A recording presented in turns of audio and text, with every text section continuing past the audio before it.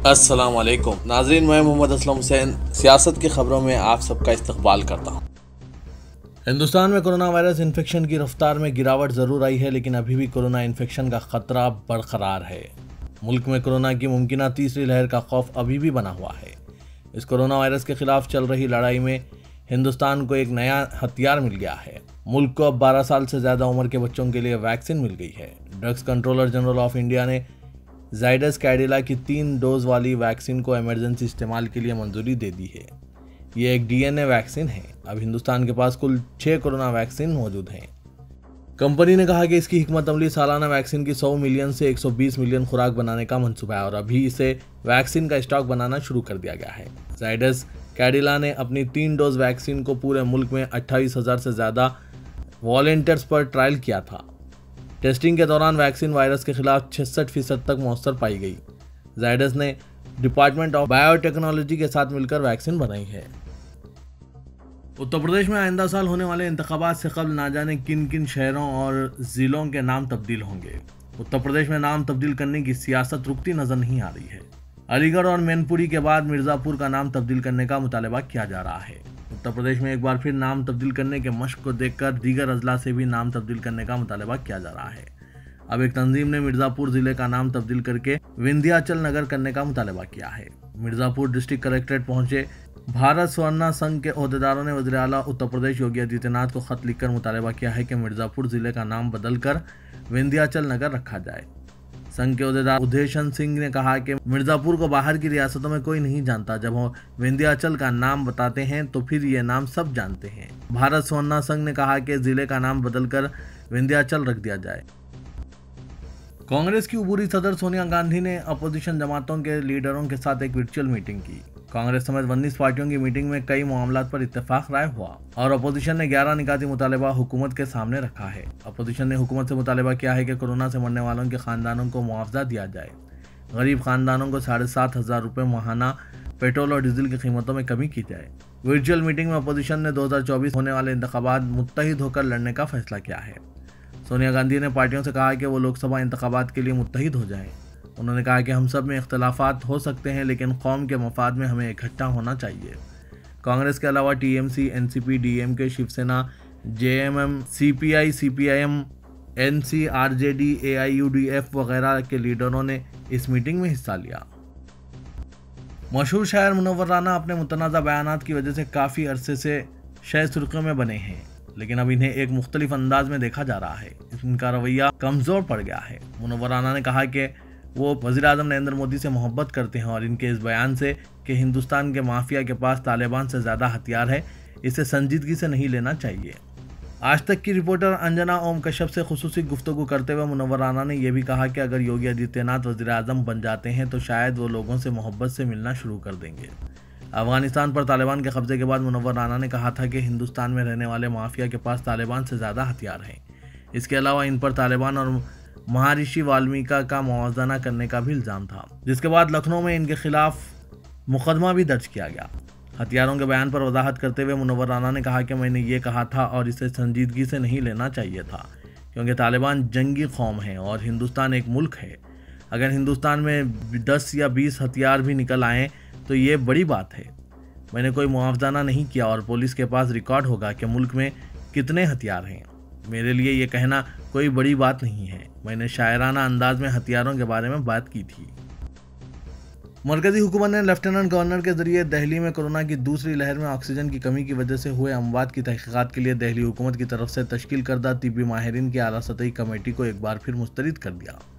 इससे जाहिर होता है कि मरकजी हुकूमत ऑक्सीजन की कमी की वजह से हो रही अमवात पर पर्दा डालकर अपनी नाकामी छुपाना चाहती है। नायब वज़ीर आला मनीष सिसोदिया ने कहा कि एक तरफ मरकजी हुकूमत पूछ रही है कि रियासत इन्हें ऑक्सीजन की कमी की वजह से हुए अमवात के आदाद शुमार बताएं और दूसरी तरफ वो इन्हें तहकीकात की इजाज़त भी नहीं दे रही है। मरकजी हुकूमत तहकीकात से गुरेज कर रही है, चाहती है कि रियासतें बगैर किसी तहकीकात के रिपोर्ट इनके हवाले कर दें। क्या ऑक्सीजन की कमी की वजह से कोई मौत नहीं हुई है? ये उन लोगों के जज्बात से खेल रहे हैं जिन्होंने अपने प्यारों को खो दिया है। इन डॉक्टरों के जख्मों पर नमक छिड़कने के मुतरादिफ होगा जिन्होंने इस सानहे को बर्दाश्त किया है। अफगानिस्तान में तालिबान के कब्जे को लेकर हिंदुस्तान में सियासी बयानबाजियां तेजी से चल रही है। हिंदुस्तान और अफगानिस्तान के हालात का मुआवजा न किए जाने पर मरकजी वजीर शोभा करंदलाजे ने ऑल इंडिया मजलिस इत्तेहादुल मुस्लिमीन के सरबराह असदुद्दीन अवैसी को मुल्क छोड़ देने का मशवरा दिया है। उन्होंने कहा कि असदुद्दीन अवैसी को अफगानिस्तान भेज देना बेहतर है। इससे पहले एक प्रोग्राम के दौरान असदुद्दीन अवैसी ने मरकजी हुकूमत को लेकर कहा था कि हिंदुस्तान में ख्वातीन पर जुल्म हो रहे हैं, लेकिन वो अफगानिस्तान की फिक्र कर रहे हैं। सहाफ़ियों से बात करते हुए मरकजी वजीर शोभा ने कहा कि ओवैसी को इनकी ख्वातीन और बरादरी का तहफ़्फ़ुज़ करने के लिए अफगानिस्तान भेज देना बेहतर है। इस हफ्ते वज़ीर-ए-आज़म नरेंद्र मोदी ने हुकूमत में सीनियर अफसरान को हुक्म दिया था कि हिंदुस्तान सिर्फ अफगानिस्तान के शहरियों का ही तहफ़्फ़ुज़ नहीं करेगा, बल्कि यहाँ आने की ख्वाहिश रखने वाले सिख और हिंदू बरादरी की अक़लियतों को पनाह भी देगा। जिस पर असदुद्दीन अवैसी ने कहा था कि हिंदुस्तान में 9 में से 1 बच्ची की मौत 5 साल की उम्र से पहले हो जाती है। यहाँ ख्वातीन पर जुल्म और जराइम होते हैं, लेकिन मरकज़ी हुकूमत अफगानिस्तान में ख्वातीन के साथ क्या हो रहा है इसकी फ़िक्र कर रही है। अफगानिस्तान में बदलती हुई सूरत हाल और तालिबान के इख्तिदार संभालने के बाद हिंदुस्तान और अफगानिस्तान की तिजारत मुतासिर होने लगी है। खुश्क मेवों यानी ड्राई फ्रूट की तिजारत के लिए मशहूर खारी बोली मार्केट में आजकल तेज़ी देखी जा रही है। पिछले 10 दिनों में यहाँ पर खुश्क मेवों की कीमतों में काफ़ी तेज़ी से इजाफा हुआ है। दिल्ली के चांदनी चौक में वाक़ इस मार्केट से दिल्ली और मुल्क को ड्राई फ्रूट की फराहमी की जाती है, लेकिन अफगानिस्तान में बदले हुए हालात की वजह से अफगानिस्तान से आने वाले खुश्क मेवाजात की कीमतें मार्केट में बढ़ गई है। गुज़िश्ता 10 दिनों में तकरीबन 350 रुपये तक का इजाफा देखा गया है। अफगानिस्तान बहरान पर अमेरिकी सदर जो बाइडेन ने कहा कि अफगानिस्तान में फंसे लोगों को निकाला जा रहा है। अब तक 18,000 से ज़ायद अमेरिकी अफराद को बचा लिया गया है। हमने इसके लिए परवाज़ों की तादाद में भी इजाफा किया है। वहाँ से तमाम लोगों को बाहिफाजत बाहर निकाला जाएगा। अमेरिकी सदर जो बाइडेन ने कहा कि हमने जुलाई से अब तक 18,000 से ज़ायद अफराद और तकरीबन 13,000 लोगों को काबुल से निकाला है, जब से हमारी फ़ौजी हवाई जहाज़ 14 अगस्त से शुरू हुई है। उन्होंने कहा कि आज सिर्फ 5,000 से ज़्यादा अमेरिकी लोगों को वहां से निकाला गया है। 6,000 अमेरिकी फ़ौजी काबुल में मौजूद है। जो बाइडेन ने यह भी कहा कि हम किसी भी हमले का ताकत से जवाब देंगे। उन्होंने कहा कि हम काबुल में हवाई अड्डे को महफूज बना लिए हैं। मुत्तहिदा अरब इमारात का गोल्डन वीज़ा दुनिया भर के प्रोफेशनल्स की निगाहों और उम्मीदों का मरकज़ बना हुआ है। इस वीज़े की बदौलत इमारत में 5 साल या 10 साल तक क़याम मुमकिन हो गया है। इमारती हुकूमत ने अब एक और शोबे से मुंसलिक अफराद के लिए गोल्डन वीज़ा देने का ऐलान किया है। इमारती मीडिया के मुताबिक आइंदा से दुनिया भर में मुकीम इंसानियत की खिदमत और फलाही सरगर्मियाँ अंजाम देने वाले अफराद को भी इमारत का गोल्डन वीज़ा जारी किया जाएगा।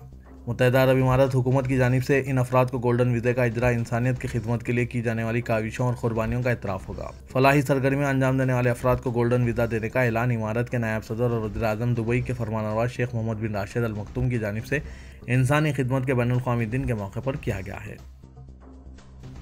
Chief justice of India N V Ramana ने आज हैदराबाद में कहा कि हैदराबाद में बैनुल-अक़वामी सालिसी मरकज़ जल्द शुरू किया जाएगा।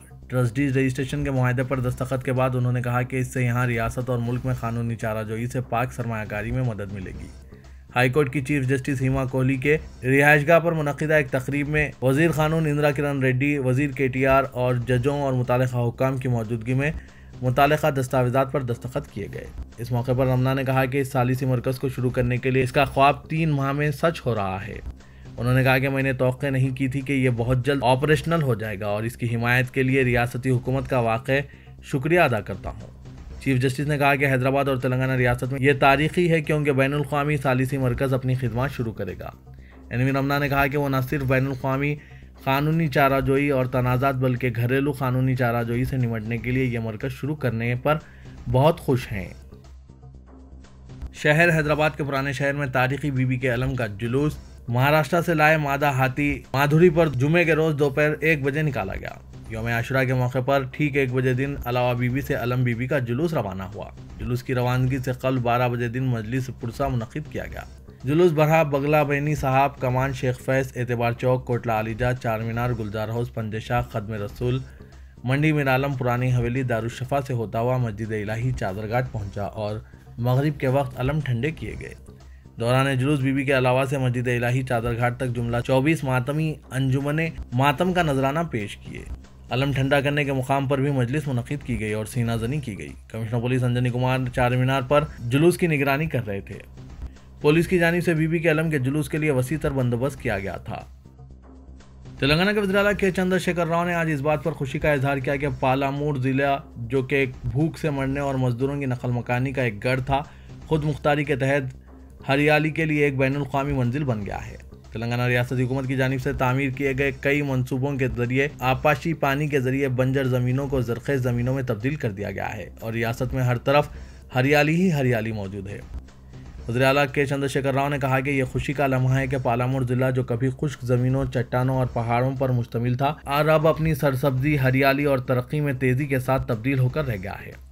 राज्यसभा के रुकने पार्लियामेंट जय संतोष कुमार और वजीर टी श्रीनिवास गौड़ ने वज़ीर आला के चंद्रशेखर राव से प्रगति भवन में मुलाकात की और Guinness book of world record की एक याददाश्त पेश की। जिला अहमदनगर में रिकॉर्ड पैमाने पर 20 जुमले का Guinness book of world record में इंदराज किया गया। वज़ीर आला ने रुकने पार्लियामेंट और वजीर को इनकी कोशिशों पर मुबारकबाद पेश की।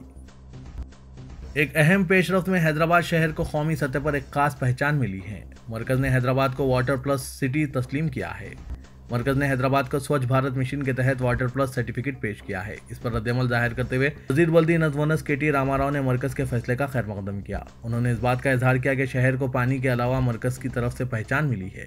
शहर को पहले ही ODA प्लस की पहचान मिल चुकी है और अब इसे वाटर प्लस सर्टिफिकेट मिल गया है। KTR ने इस सिलसिले में शहर के लोगों को मुबारकबाद पेश की।